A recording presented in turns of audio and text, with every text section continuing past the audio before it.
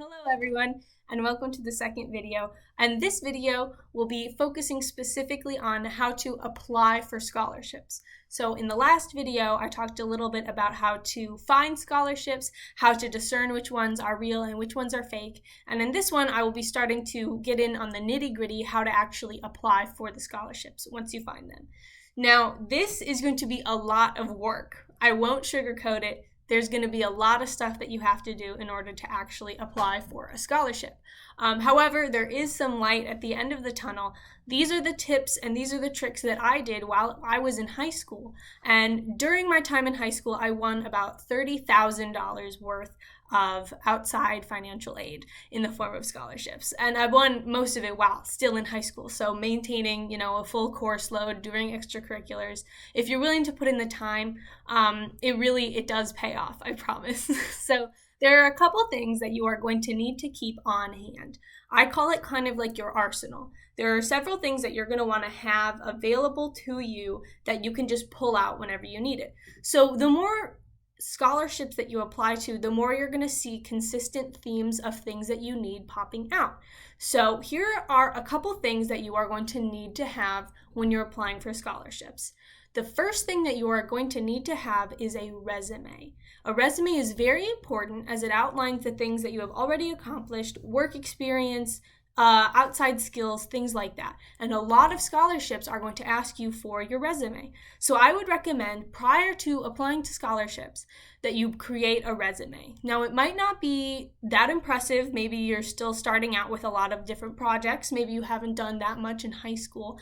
But I would recommend making a resume that you can then alter as you go through high school, as you complete more things, as you earn more awards that you might win via scholarships. So I would say have a nice resume that you have done, ready, saved on your computer to be used whenever you need it. And I would also suggest having someone look at it. A teacher, a parent, someone that you trust who knows what a resume should look like. Have them go over it and make sure that you have a strong resume that you have reserved, ready to be used when a resume calls for it. The next thing that I would suggest having is a list of all of the hours you have spent in some sort of school activity. So when I was in high school, I was in the marching band. So a lot of the time that I spent in marching band can be categorized. I remember during the season, it was Tuesday 6 to 9. So then I could count up, okay, every Tuesday from this month to this month, that's 3 hours. And then calculate the hours that I've spent specifically in marching band. And then you want to do that for each activity that you're in. The reason that you want to do this is because a lot of scholarships will ask for the hourly breakdown of all of the clubs or activities that you have participated in. They want to see how involved you were during high school. So you're going to want to say, okay, say that you're in the musical. You're going to want to sit down, get out a calculator, get out your calendar, and track down the amount of hours that you have spent. You're going to want to break that down to weekly hours, monthly hours, and yearly hours spent. So again, this is a big time dedication, especially if you're someone who's very involved. It's going to take a little while. But once you have it, put it on a spreadsheet, put it on a piece of paper, save it. Because a lot of scholarships are going to ask for what was the weekly amount of hours spent in your activities, what was the monthly, and then what was the yearly amount of hours in your activity spent. And the more you have, the more involved it's going to show that you are in your community, which is going to be a very strong asset. All right, say you are not involved in school very much. Maybe your home life situation requires you to be at home more. Count it. If you have a couple younger siblings and it prevented you from joining the things that you wanted to in high school because you had to babysit, count babysitting. Explain in your resume or in your application that due to your family life structure, you were unable to participate in school, but you have a lot of out-of-school activities. I took up the responsibility of babysitting this many hours a week for this long, and this is how I learned from it, and this is the hours I spent in the community. So they're still seeing that you are spending time, you're spending effort, you're spending your resources to invest in other people. And it's outside of school, but that it doesn't really matter. That's still something that you did. I would also include working. If you work part-time, I would put that in there, maybe separate, because less people ask for that. But it's still a good resource to show I spent this many hours working. I'm a very hard worker. These are the positions that I've held at this job. These are the things that I did at this job. Because it proves really more than, any job description can say a lot about what you do. But when you actually break down, these are the hours that I've spent in this job, it really shows a different level of dedication and a different level of input. The next thing I'm going to say is letters of recommendation. Those are very, very important. Most scholarships will ask for them. So I would recommend having at least 4 letters of recommendation kept on tap for whenever you need them. 2 of them should come from school affiliated people. So it can be teachers, it could be a principal, it could be a librarian, it could be someone at school who you have a good relationship with, who you can trust to write you a good letter of recommendation. And I would ask them to send you a PDF of it so you can save it, and then whenever you are ready for another scholarship that needs a letter of recommendation, you have it, you can submit it right away. You don't have to go ask them for another one. You don't have to keep bothering them every time you apply for a scholarship. So I would say have 2 letters of recommendation from school affiliate people.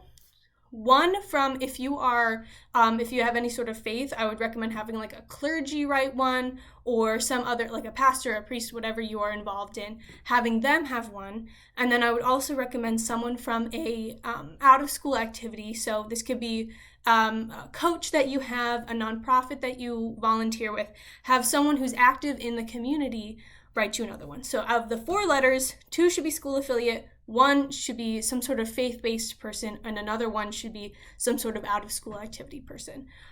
So those are the 4 that I would recommend. The last thing I'm going to talk about in this video specifically is knowing how to sell yourself. A lot of scholarships every year go unrewarded. So most scholarships, when they're looking at their pool of applicants, are looking for a very specific kind of person. And instead of just giving the scholarship out to the best applicant, oftentimes they won't give it out if they feel like none of the applicants meet the standards that they have. So a lot of scholarships would rather not give out any money than give it to someone that they feel like doesn't deserve it. And millions of dollars of scholarships go unrewarded every year. What you can do is make sure that you are not in that situation. So I would say knowing how to sell yourself is one of the most important skills that you can learn when you are applying for scholarships. Now, a lot of us like to be humble. I think that that's a good trait, and I think that's something that a lot of people should practice in their everyday today life, but this is not the time to be humble. When you are writing a scholarship, you want to make sure that people understand just how great you are. You are, in this case, the best product on the market, and you want people to buy you. People who are giving out scholarships are looking for people who they have faith that they can invest in. If you receive a scholarship, that means that they trust that you are doing good work and that you will complete the good work that you're doing, aka your college education. So make sure that you are presenting yourself as someone that they can trust with all of your money. Because why would they want to give money to someone who they think is going to drop out or flunk out or do things like that? You want to make sure that you are selling yourself as the best product on the market. And one of the best ways to do this is learning how to efficiently sell the things that you do. So this is an example that I use sometimes when I'm talking to people about scholarships. So some of you might know I have a younger brother named Josh. He is a senior this year, and we've been walking through the scholarship process together a little bit. So this is an example I use when I'm talking about how to sell yourself. There is a scholarship, and the prompt for the scholarship is, how have you helped your community? All right, pretty open-ended. There's a lot we can do with it. Say, for example, I decide to go with, how have I helped my community? Well, who is my community? My community is my family, my immediate family. So I can say, when my parents were out of town for the weekend, I made dinner for myself and my brother, and that's how I helped my community, by feeding it. and I could write a lovely essay about how I have provided food for my community, being my family. And you can write a lovely essay about it, and the truth is, a lot of people will be writing essays that sound very similar to that. But what you can do is make your essay stand out by breaking it down a little bit more into what you really did. So, number 1, you can say, I did a needs assessment of my community. I went into the family and I asked specifically what we needed at this certain time. And I go in and I ask Josh, are you hungry? And he says yes. So I'm like, okay, needs assessment. I've done my needs assessment of my community.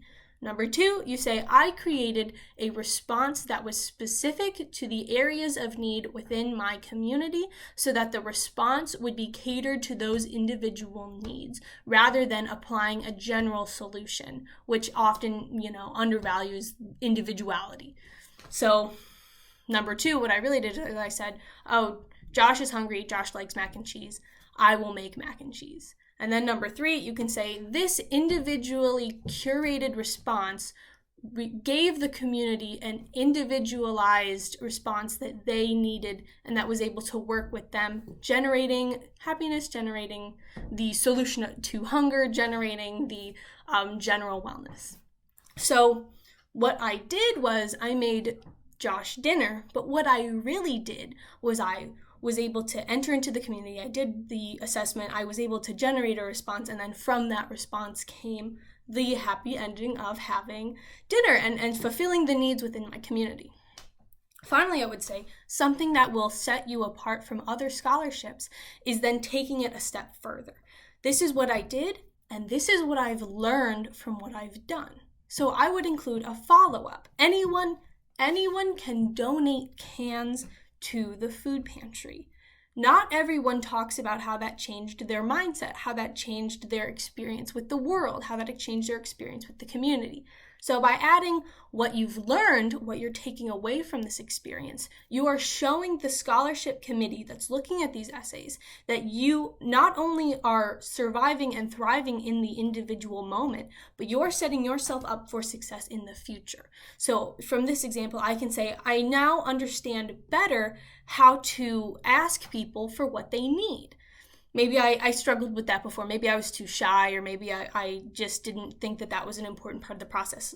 Now the scholarship says, not only did she do this now, but now she knows how to do it again in the future. So I'm setting myself up as I have done good things and I will continue to do good things in the future. And if you invest in me with your scholarship money, you will be part of that continuation of success.